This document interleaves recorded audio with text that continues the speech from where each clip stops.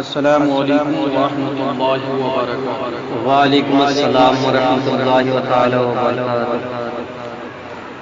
حضرات، آج کا موضوع سخن عید الفطر اور نگاہ کے ساتھ رہتی ہے اور تقریر کا قصہ سنتے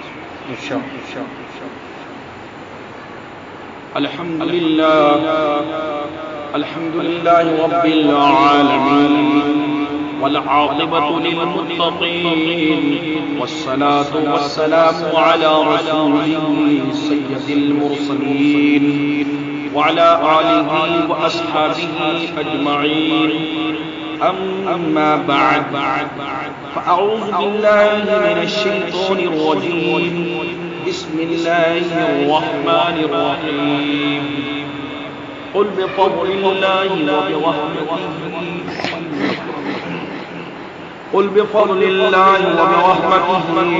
فبذلك فليفرحوا۔ پیغام مسلمانوں کو دیتی ہے یہی عید۔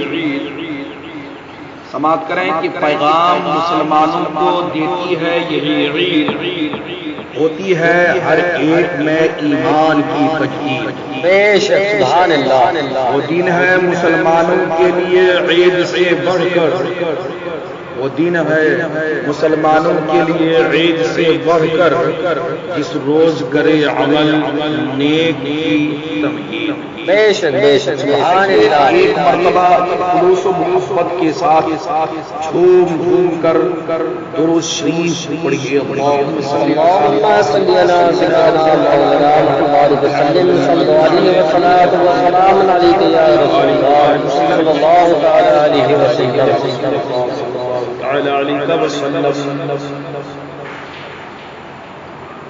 محترم حضرات، آج کا یہ عظیم اجتماع جس میں ہم اور آپ رب کی بارگاہ میں شکرانہ کے طور پر دوگانہ ادا کرنے حاضر ہوئے ہیں، اس کو ہم اپنی اصطلاح میں عید کا دن کہتے ہیں، جس کو ہم یادگار کے طور پر مناتے اور عزیز رکھتے ہیں، اور قوم و ملت کے ہر فرد کے لیے ان خاص دنوں کی آمد سے عیش و نشاط، سرور و انبساط کے دروازے کھل جاتے ہیں۔ مسلمانوں کا جشن اور خوشی والم، مرنا اور جینا جو کچھ ہوتا ہے وہ سب کچھ خدائے بے نیاز کی رضا کے لیے ہوتا ہے۔ خالق کائنات کا ارشاد ہے، قل ان صلاتي ونسكي ومحياي ومماتي لله رب العالمین۔ اے محبوب، آپ فرما دیجئے کہ میری نماز، میری قربانی اور میری زندگی اور میری موت جو کچھ ہے اللہ تبارک و تعالی سارے جہان کے پروردگار کے لیے ہے۔ اوروں کے جشن تو لذت دنوی کے حصول اور خواہشات کی تکمیل کے لیے ہوتے ہیں، مگر ہماری خوشی رضائے خدا اور رضائے محبوب خدا کے لیے ہے۔ سب سے بڑا ماتم یہ ہے ان کے دل یاد خدا سے غافل اور زبان ذکر محبوب سے محروم ہیں، لیکن ہمارے لیے سب سے بڑا جشن یہ ہے کہ ہمارے سر اس کی اطاعت میں جھکے ہوں اور زبان اپنے رب کی حمد و ثنا اور تسبیح و تحلیل سے لبریز۔ بے شک سبحان اللہ۔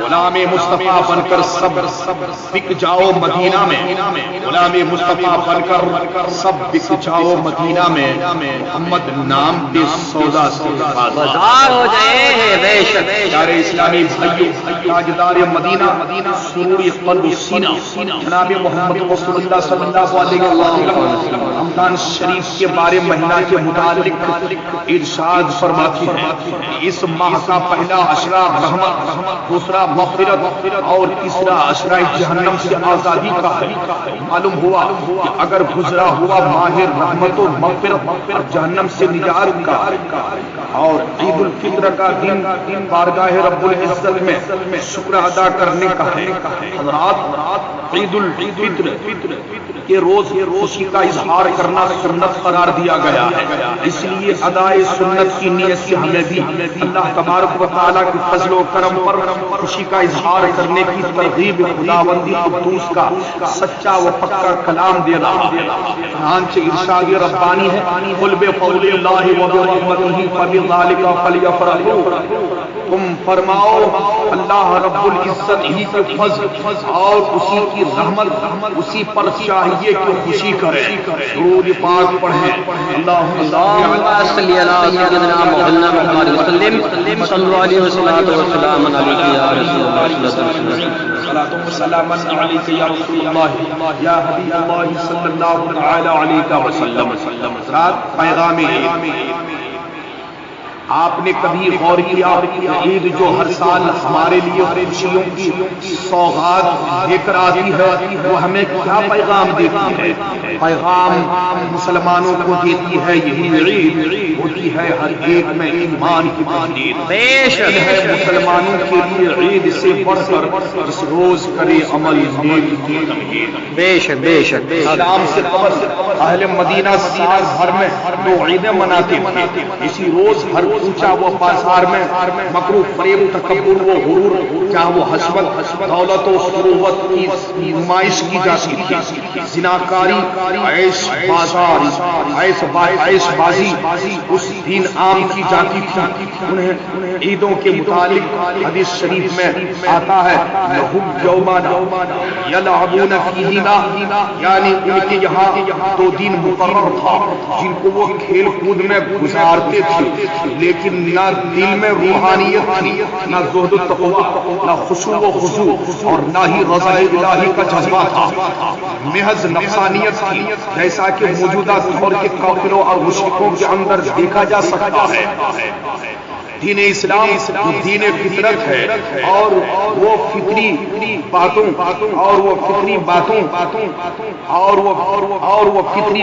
کے لیے کب بھلا چشم پوشی کر سکتا ہے؟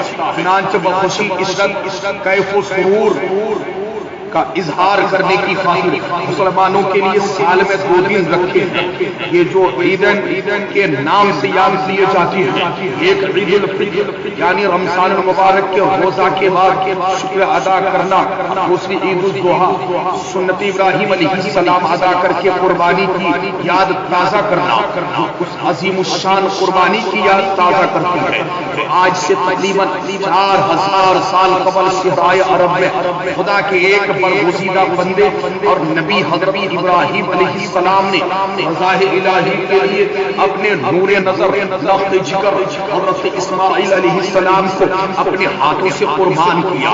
یہ دونوں تقریبیں سیرت اسلامی کردار کی نشاندہی کرتی ہے۔ جب یہ روز سعید آ جاتا ہے تو ہر ایک حساس و بشاش نظر آتا ہے، ایک دوسرے کو مبارکباد پیش کرتے ہیں۔ رسول کریم صلی اللہ علیہ وسلم نے ارشاد فرمایا، بخاری شریف کی حدیث ہے، ترجمہ پیش کر رہا ہوں، سماعت کریں۔ ہر قوم کے لیے عید اور خوشی کا دن ہے اور آج ہم مسلمانوں کی عید ہے۔ سبحان اللہ سبحان اللہ۔ عید کا مفہوم کیا ہے میں بتاؤں؟ عید کسے کہتے ہیں؟ حضرات، عید کا دن وہ مبارک دن ہے جس میں اللہ تبارک و تعالیٰ نے جنت کو پیدا فرمایا، درخت توبہ کو بویا، اور آج ہی کے دن جبرائیل امین کو وحی لے کر جانے کے لیے منتخب فرمایا۔ عید کا صحیح مفہوم یہ ہے کہ غریبوں کا دل جیت لیا جائے، سیوا کی دل جوئی کی جائے، یتیموں کی چارہ سازی کی جائے، مجبوروں پر رحم کیا جائے، بے کسوں کی مدد کی جائے، درد مندوں کی مدد کی جائے۔ عید کے روز جہاں کیف و سرور کا پہلو نمایاں ہوتا ہے، وہیں اس کی گہرائیوں میں حسرتوں کے بے شمار پہلو بھی نظر آتے ہیں جو زیادہ ہوتے ہیں، جیسے وہ جس کا سہاگ ڈوب چکا ہو، آرزو اور تمناؤں کے چمن ویران ہو چکے ہو، اس یتیم کی معصومانہ آہ و فریاد جسے سینے سے لگانے والا کوئی نہیں، جس کا والد اور باپ بچپن ہی سے آگے فرقت دے گیا ہو، اس غریب مسکین کی آہ پکار بھی جو دانے دانے کا محتاج ہو، ان کی آنکھیں پرنم، کسی نے خوب کہا ہے عید کیا ہوگی غم کے ماروں کی، عید کیا ہوگی غم کے ماروں کی، ایسے بیچاروں کے قراروں کی جن کا پرسان حال کوئی نہیں، ان یتیموں کی بے سہاروں کی۔ معافی کا اعلان۔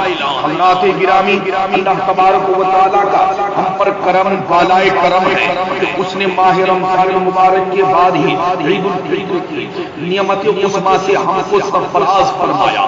عید سعید کی بے حد فضیلت ہے، چنانچہ ایک حدیث شریف میں آتا ہے کہ جب عید الفطر کی مبارک رات آتی ہے تو اسے لیلۃ الجائزہ یعنی انعام و اکرامات کی رات سے پکارا جاتا ہے، اور جب عید کی صبح ہوتی ہے تو اللہ تبارک و تعالیٰ اپنے فرشتوں کو تمام شہروں میں بھیج دیتا ہے، چنانچہ وہ فرشتے زمین پر تشریف لاتے ہیں، گلیوں اور راہوں کے سر پر کھڑے ہو جاتے ہیں، اس طرح پکارتے ہیں کہ اے امت محمدیہ اس رب کریم کی بارگاہ کی طرف چلو جو بہت ہی زیادہ عطا کرنے والا اور بڑے سے بڑا گناہ معاف کرنے والا ہے۔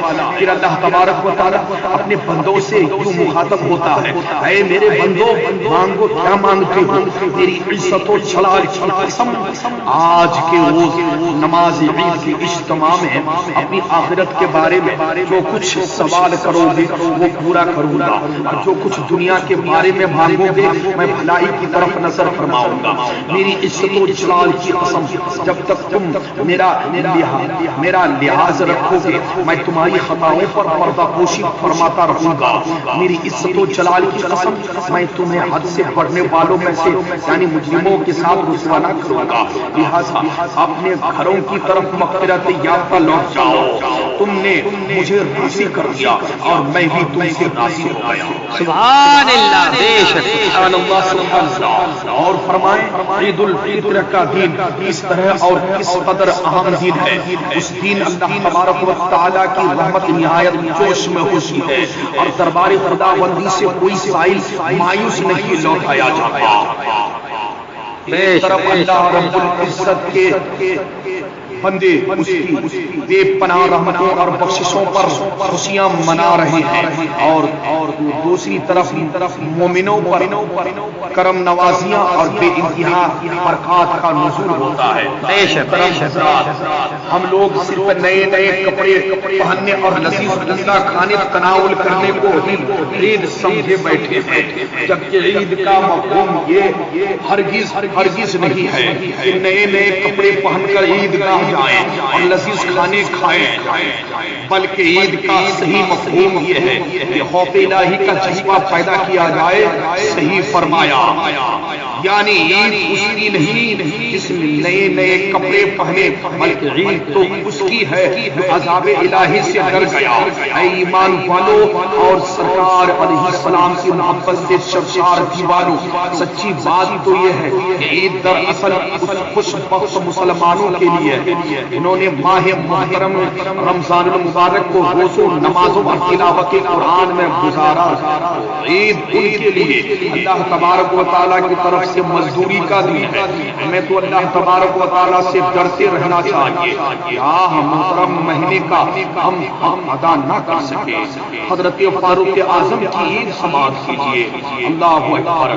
عید کے دن لوگ کاشانِ خلافت پر حاضر ہوئے تو کیا دیکھا کہ آپ دروازہ بند کر کے زارو قطار رو رہے ہیں۔ لوگوں نے حیران ہو کر تعجب سے عرض کیا، یا امیر المومنین آج عید کا دن ہے، آج تو شادمانی و مسرت اور خوشی منانے کا دن ہے، یہ خوشی کی جگہ رونا کیسا؟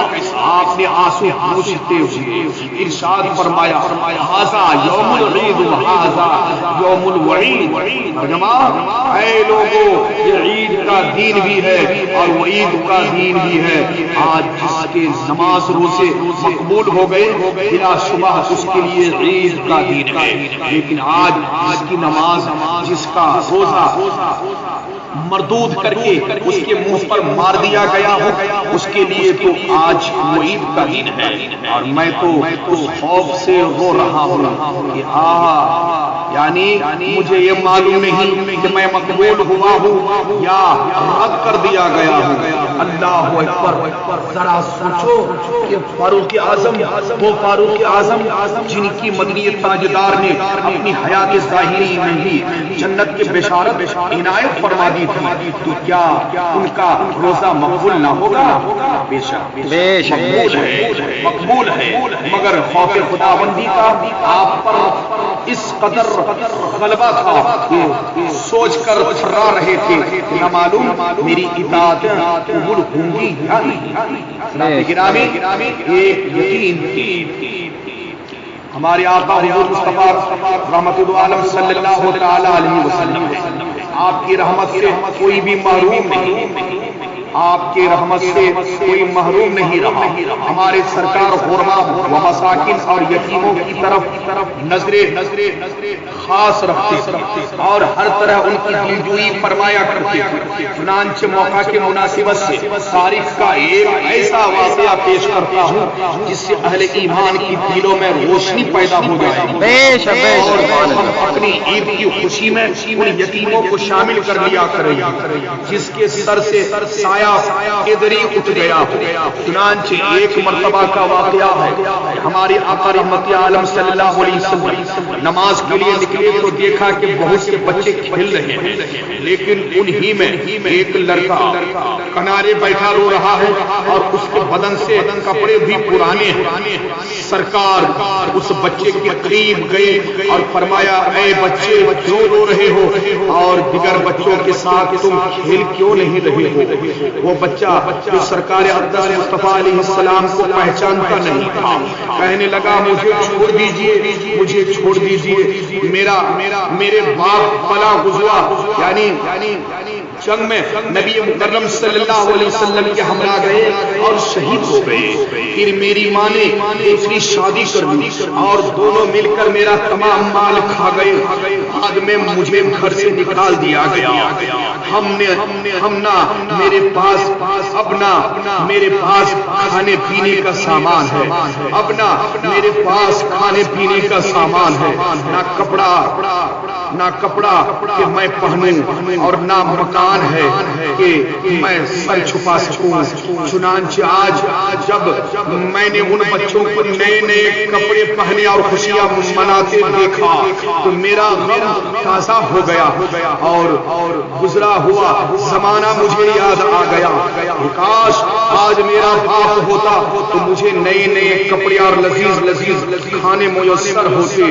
اس غم کی وجہ سے آج یہ زار و فسار میں رو رہا ہوں۔ اتنا سننا تھا کہ رحمت عالم صلی اللہ علیہ وسلم نے اس بچے کا ہاتھ پکڑا اور فرمایا، بتاؤ کیا تم خوش نہ ہوگے کہ میں محمد عربی صلی اللہ علیہ وسلم تمہارا باپ بن جاؤں، عائشہ صدیقہ تمہاری ماں بن جائیں، فاطمہ زہرا تمہاری بہن بن جائیں، علی تمہارے چچا اور حسن و حسین تمہارے بھائی بن جائے۔ کہنے لگا، یا رسول اللہ صلی اللہ تعالی علیہ وسلم، بھلا اب میں کیوں نہ خوشی مناؤں؟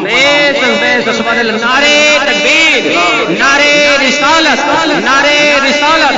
حضرت علامہ مولانا منصور عالم صاحب قبلہ، حضرت علامہ مولانا منصور عالم صاحب قبلہ، مدرسہ اہل سنت رضائے مصطفیٰ، مدرسہ اہل سنت رضائے مصطفیٰ، نعرے تکبیر، نعرے رسالت۔